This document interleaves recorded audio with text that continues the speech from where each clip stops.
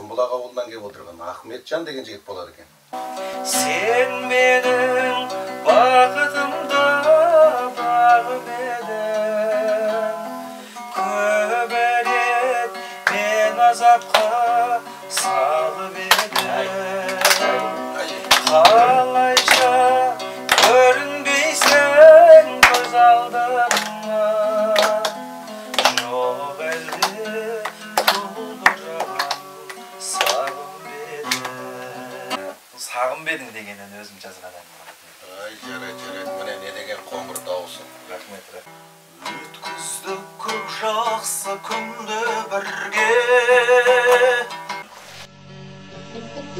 Сенесің бар тілегім тірегім, күндіз-түні сені ойлаумен жүремін. Жұма қыздар бір сырымыз бір арманым, қыздар сұлу неліктен біле алмадым.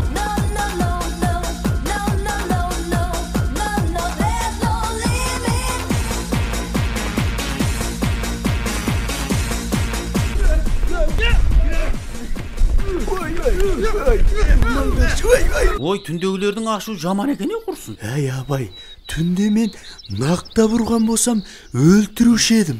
Ой, қош, қашан шындайсыз осы? Өтіріктен бірде мен айтып, өзің тақтайсыз.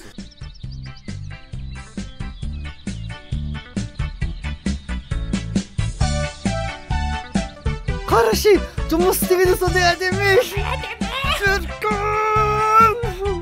Анам қарашы. Тәтті. Өлтіріп тұрмай Түркін. Қатты әдемі.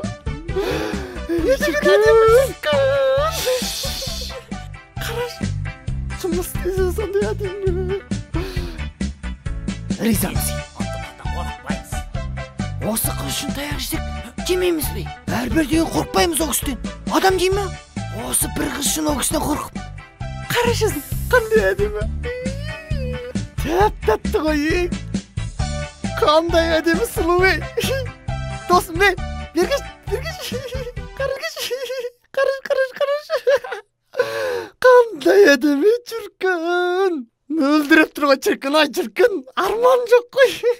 Ой, апа!